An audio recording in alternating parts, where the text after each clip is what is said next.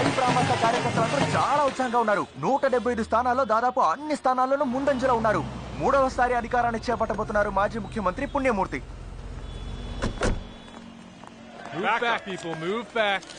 హే, ఏంటి వాళ్ళు కూడా వచ్చావు? ఊరికే నీకేదైనా హెల్ప్ చేద్దామని. Okay come. ఊరికే ఏం వచ్చుండోలే, మీ నాన్న నియోజకవర్గం కదా అందుకొచ్చుంటావు. అది కూడా మా ఏరియాలో ఓట్ కౌంటింగ్ మొదలైంది. మా నాన్న ఆల్రెడీ 30,000 ఓట్స్ లీడింగ్ లో ఉన్నారు. అవునా? నిన్నే విన్నాం మీ గురించి, బట్ ఇలా కోర్టుకు వస్తారని ఎక్స్పెక్ట్ చేయలేదు. కౌంటింగ్ చేయకూడదని మీరు స్టే అడిగారు, బట్ ఆల్రెడీ కౌంటింగ్ స్టార్ట్ అయ్యి మిస్టర్ కొండారెడ్డి 30,000 ఓట్ల ఆధిక్యతతో ముందంజలో ఉన్నారు.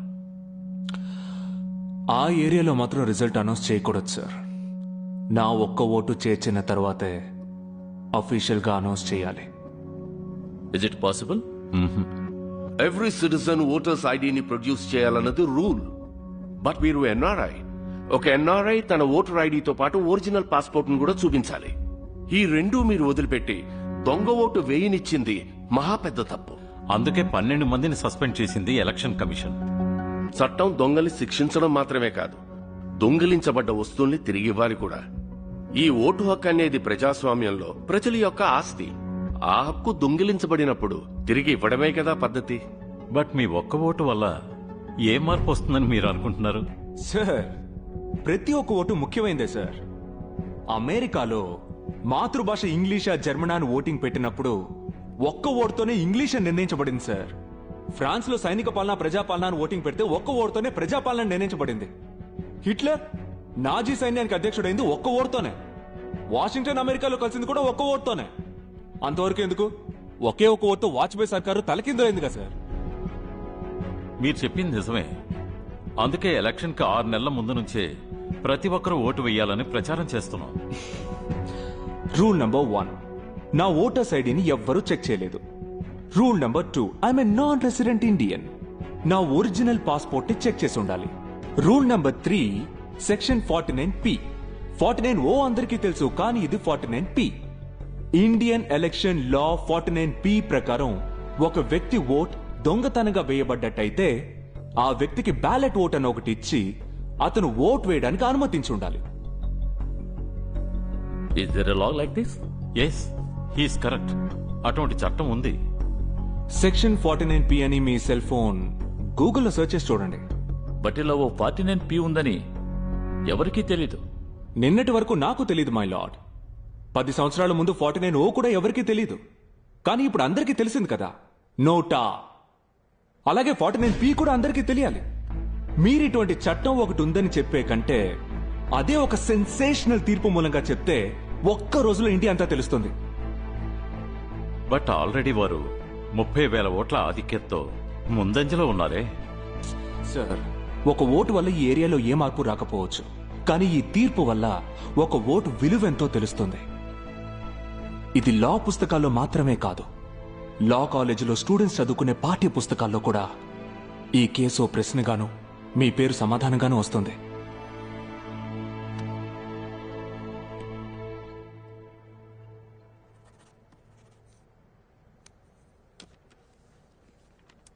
దేశ ప్రజలకి స్వతహాగా సంక్రమించిన హక్కుల గురించి వివరంగా తెలియపరచాల్సిన బాధ్యత న్యాయస్థానానికి ఉంది. ఈ వర్డిక్ట్ మూలంగా అది వెంటనే ప్రజలకు చేరాలన్న కోరిక న్యాయమైంది. ఇవాళ ఎన్నికలు పూర్తయి ఓట్ల లెక్కింపు జరుగుతున్న ఇటువంటి తరుణంలో మిస్టర్ సుందర్ గారి కేసు మీడియాలో చర్చనీయాంశమైంది. దీని మూలంగా సెక్షన్ 49P అందరికీ తెలుస్తుంది, అవేర్నెస్ వస్తుంది. వీరు ఓటును దొంగ ఓటుగా వేసినప్పటికీ సెక్షన్ 49P ప్రకారం వీరికి బ్యాలెట్ ఓటు ఇచ్చుండాల్సిందే. అలా ఇవ్వకపోవడం అనేది తప్పే. ఇది సరిదిద్దుకునే విధంగా అదే బూత్లో, అదే పాఠశాలలో మీకు మీ ఓటు హక్కు ఇవ్వబడాలి. మీరు వేసిన ఓటును కూడా చేర్చిన పిమ్మటే ఆ ఏరియా ఎన్నికల ఫలితాన్ని చట్ట ప్రకారం తెలియపరచాలి. రానున్న 5 రోజులు పాఠశాల ఉంది కాబట్టి వచ్చే శనివారం సెలవు రోజున అదే ఎన్నికల బూత్లో మీరు మీ ఓటు హక్కును వినియోగించుకునే విధంగా ఈ న్యాయస్థానము, ఎలక్షన్ కమిటీ ఉత్తర్వు జారీ చేస్తోంది. Sensational. Thank God you are not an advocate. First round election results లో ముందంజలో ఉన్నట్టుగా తెలియని ఆయి ప్రమాస పార్టీ కార్యకర్తలందరూ విజయోత్సవంతో బుర్రకలుగుతున్నారు. కానీ అమెరికా నుంచి వచ్చిన మన సుందర్ గారికి మాత్రం ఇప్పుడు మనం గెలిచాం కదా. పర్మిషన్ ఇచ్చిందట. అంటే 1 వీక్ తర్వాత రాత్రంతా నిద్ర లేదు, ఒకటే ఆకలి. ఇన్ఫోవే చైర్మన్ లంచ్ పార్టీకి పిలిచారు. సార్, ఎఫ్ఎం రేడియోలో అంతా మీ గురించే చెప్తున్నారు. ఆయన పెద్ద అడ్వకేట్ అంట కదా సార్? అవునయ్యా, కోర్టులో వాదించాలంటే గంటకి డబ్బే, అద్దె సైకిల్కి మళ్ళీ ఫ్లైట్ ఛార్జీలు, కోర్టు అని లక్షలు బిల్లు పంపుతారు. ఒక్క ఓటుకి అన్ని లక్షలా సార్? సార్, ఆ కలెక్టర్ ఆఫీస్ చూడండి. కిందటి నెల 12వ తారీఖు పిల్లలతో సహా ఓ 3 పిల్లలు తగలబడిపోయారు సార్. చక్రవడ్డీ 25,000 రూపాయలు తిరిగి ఇవ్వలేకపోయారు. నేను అక్కడే ఉన్నాను.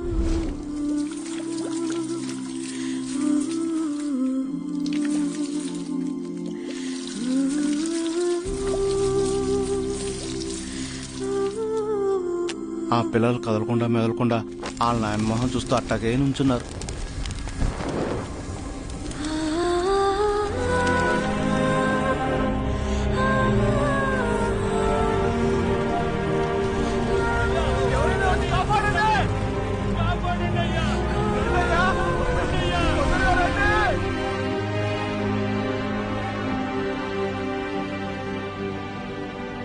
$25,000 డబ్బు బలి తీసుకుంది.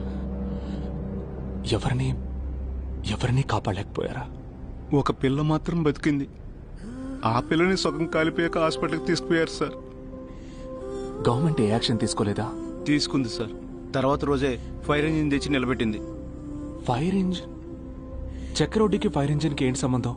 సార్, ప్రజలు సావకూడదు అనుకునేవాడే సమస్యలు తీర్చడానికి నిలబడతాడు. ఇక్కడ సావకూడదు అనుకునేవాడు ఫైర్ ఇంజిన్నే నిలబెడతాడు. ఆ, జనమేమీ పట్టించుకోలేదా? వాట్సాప్లో ఫార్వర్డ్ చేశారు సార్. వాట్సాప్లోనా? అవును, వాట్సాప్లో మిగతా వాళ్ళకి మెసేజ్ ఫార్వర్డ్ చేశారు. వాళ్ళు ఇంకోళ్ళకి ఫార్వర్డ్ చేశారు సార్. అట్ట ఒక్కొక్కళ్ళు చేశారు సార్. ఆ తర్వాత ఇంకో సమస్య వస్తుంది సార్, దాన్ని మేము ఫార్వర్డ్ చేస్తూనే ఉంటాం సార్. ఈడ సమస్యలే ఉంటాయి కానీ పరిష్కారాలు ఉండవు సార్.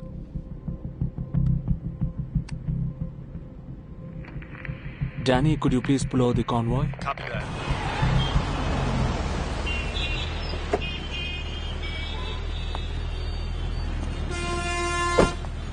లీలా, నువ్వు ఇన్ఫోవే చైర్మన్ ఇంటికి వెళ్ళి వెయిట్ చేస్తూ ఉండు.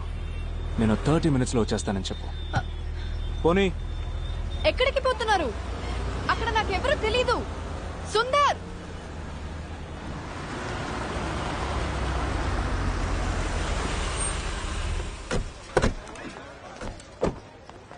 Hi, Mr. Sundar did not come? Yeah, I'm his friend.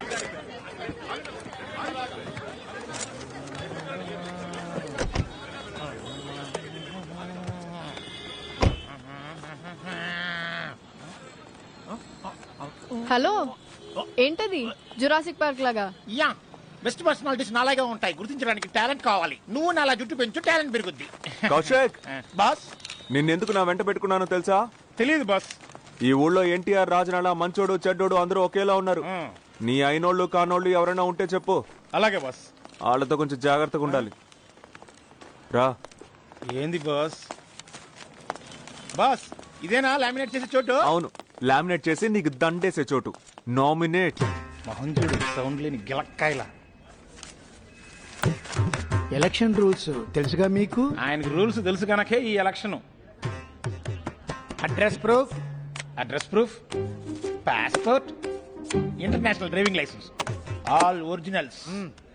Birth certificate, community certificate, native certificate, income tax certificate, PAN card, Aadhaar card, credit card, voter ID, post card కూడా తెచ్చా. తమకి side track ఏమైనా ఉంటే letter గీకుంటారని. Aadhaar కార్డులోని మీ ముఖం చూస్తే ఈ ముఖంలా లేదే. తెలవకుండా మాట్లాడగా ఆఫీస్ తో ఓటేసిందా? ఏం మాట్లాడుతున్నాడు ఇతను? నాకు మళ్ళీ ఆధార్ కార్డులో ఉండాలా, లేక ఆధార్ కార్డులో మళ్ళీ నేను ఉండాలా? మీ ముఖమల్లే ఆధార్ కార్డులో ఉండాలి, ఆ విధంగా లేదు. అప్పుడు తప్పు ఎవరిది? అది ఆ డిపార్ట్మెంట్ తప్పు. ఆ డిపార్ట్మెంట్ అంటే? అది గవర్నమెంట్ వాళ్ళది. అందరూ విన్నారుగా, ఒక గవర్నమెంట్ ఆఫీసర్ గవర్నమెంట్ తప్పని అంటున్నారు. అందరికి వినపడిందా? విన్నారా? అయ్యా దేవుడా, నా పనికి గండి కొట్టగండి. మీకు ఓటు లేదని చెప్పిన 12 మందిని సస్పెండ్ చేశారు. హౌసింగ్ లోన్ అది తీసుకున్నాను. ఈఎంఐ ప్రతి నెల కడుతున్నానండి. క్షమించి వదిలేండి సార్ ప్లీజ్. మీ నియోజకవర్గం నుంచి 10 మంది సంతకాలు పెట్టాలి సార్. కన్నా అట్టు చూడు, ఆ 10 మంది ప్రాబ్లం అయితే ఇంకో 10 మంది ఉన్నారు. ఈ 10 మంది ప్రాబ్లం అయితే ఇంకో 10 మంది. ఇంకా జనాలు కావాలంటే చెప్పు, లారీలు దింపుదాం. డీటెయిల్స్ అన్ని పక్కాగా ఉన్నాయి. నేను బయటికి పోగానే అప్లికేషన్లో స్పెల్లింగ్ తప్పు, చిన్న రా బదులు పెద్ద రా పెట్టారని తప్పుడు కారణాలు చెప్పి నన్ను రిజెక్ట్ చేయాలనుకుంటే మీ డిపార్ట్మెంట్ అందరినీ ఢిల్లీ కోర్టులో నిలబెడతాను.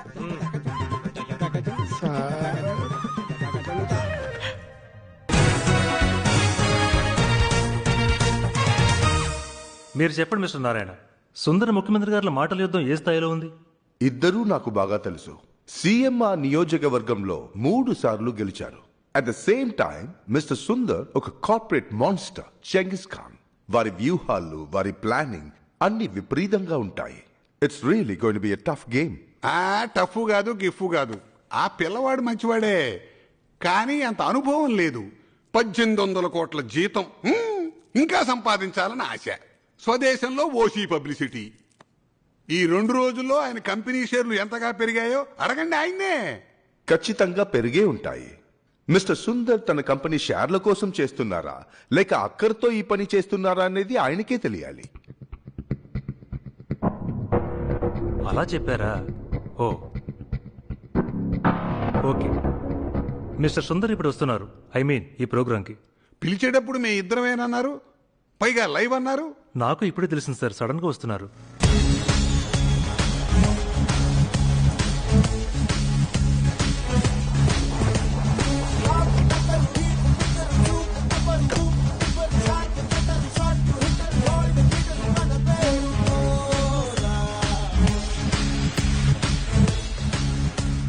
మన ఫోటోలు ఫోన్ వాయిస్లు ఎందుకని నేనే డైరెక్ట్ గా వస్తున్నాను.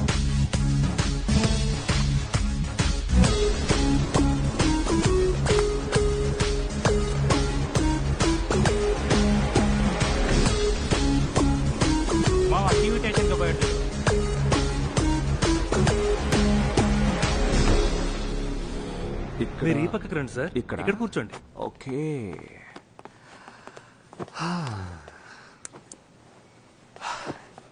చెప్పండి, ఏంటి మీ డౌట్? వేసిన ఓటుతోనే ఇక్కడే మగాడు ఏం చేయలేకపోతున్నాడు. తమరు 1000 ఓటును పెట్టుకుని స్టేట్ అసెంబ్లీనే కూర్చేశారు. అది గొప్ప అనుకోండి. మీ కంపెనీకి పెద్ద మార్కెటింగ్, మీరు మీ కంపెనీ కోసం ఏమైనా చేయగలరని ప్రూవ్ అయింది కదా. అదే మీ అనుమానం అయితే నా కంపెనీ CEO పోస్ట్కి ఈ క్షణమే నేను రాజీనామా చేస్తాను. How can he do this? Don't do this, Mr. Sundar. మీరు GLకి CEOగా ఉండటం మన దేశానికే గౌరవం. నిజం చెప్పారు సార్, ఆ కంపెనీలో ఓ చిన్న పోస్ట్ దొరికినా చాలని మన దేశంలో యువత కలలుగా ఉంటుంది సార్. Are you clear? ఆ కంపెనీ ఇప్పుడు నాది కాదు. ఇప్పుడే ఉంటారు. ఇలా ఎన్ని చెప్పినా మీరు మా నాయకుడికి గెలవలేరు. ఎదిరించేవాడు లేకపోవడం ప్రజాస్వామ్యానికి పెను ప్రమాదం. నీ కాన్ఫిడెన్స్ చూస్తుంటే నాకు నవ్వు వస్తుందబ్బా. ఇక్కడ మేం పెద్ద గుంపు, నువ్వు ఒక్కడివి. ట్రైన్లోంచి తోసేసినప్పుడు గాంధీ కూడా ఒక్కడే. ఒక్కడు గుంపుగా మారడం, గుంపు ఒక్కడుగా మారడం ఈ మధ్య ఒక్క రోజులోనే జరుగుతోంది సార్. ఇప్పుడు మీ పనులు అయిపోయి ఫ్రీగా ఉన్నారు, నాకు బోర్డులే పనులు ఉన్నాయి. నేను వెళ్ళొస్తా. ఆపండి. చూడమ్మా, ఆఫ్ ది రికార్డ్ కనుక అంటున్నా, నువ్వు మా నాయకుడి మీద నిలబడ్డందుకే జనం కోపంతో రగిల్లిపోతున్నారు. జారాలపేట పక్కకి పోవద్దు. మిగతా చోట్ల దిష్టి బొమ్మల్నే తగలబెడతారు, కానీ ఇక్కడ సాక్షాత్తు మనుషుల్ని తగలబెడతారు. ఏ పేట? జాలర్లపేట. ఫస్ట్ మీటింగ్ అక్కడ.